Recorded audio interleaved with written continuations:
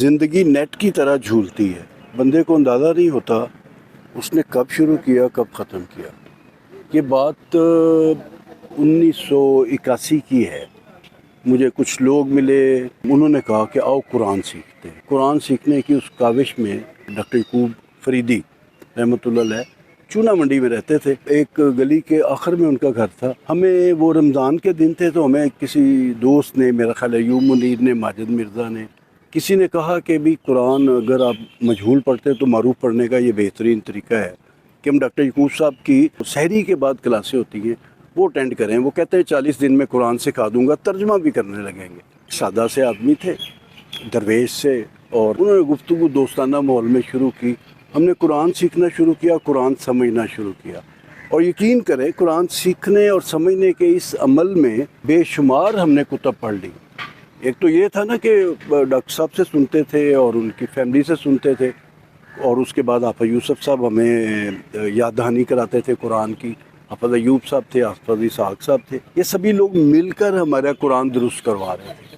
لیکن اس دوران ہم نے سلامتی کا راستہ پڑھی۔ آج میں سوچتا ہوں الحاد کا مقابلہ کرنے کے لیے اس سے بہترین کتاب کوئی نہیں۔ پھر ہم نے دینیات پڑھی، ہمیں دین سمجھ آنے لگ گیا۔ ہم نے خطبات پڑھی، ہمیں خطبات یعنی 5 حصے تھے اس کے، ہم نے اول دوم سوم کر کے پڑھ لیے۔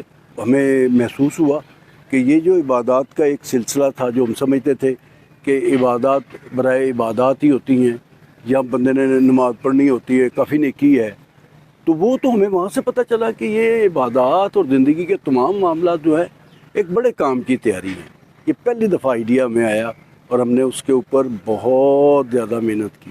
ہمارے ساتھ عبداللہ منصور صاحب شریک ہوئے، ہمارے ساتھ کیسر جاوید صاحب آئے، ہمارے ساتھ پھر نئے لوگ آئے، پھر وہ ملتے گئے۔ سہیل ٹیپو ملے، ارشد چودھری ملے، صدق امین ملے، ماجد مرزا ملے، اور فیصل غزنوی ملے۔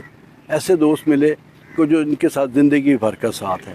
آج سے 41-42 سال پہلے جو لوگ ہماری زندگیوں میں آئے تھے، انہوں نے ہماری زندگیوں کا مقصد مفہوم بدل ڈالا۔ ہم جو صرف اکبر الہ آبادی کے شعر کے مصداق تھے، ہم بامقصد ہو گئے۔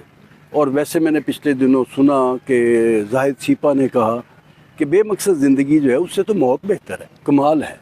اللہ تعالیٰ آپ کو سلامت رکھے۔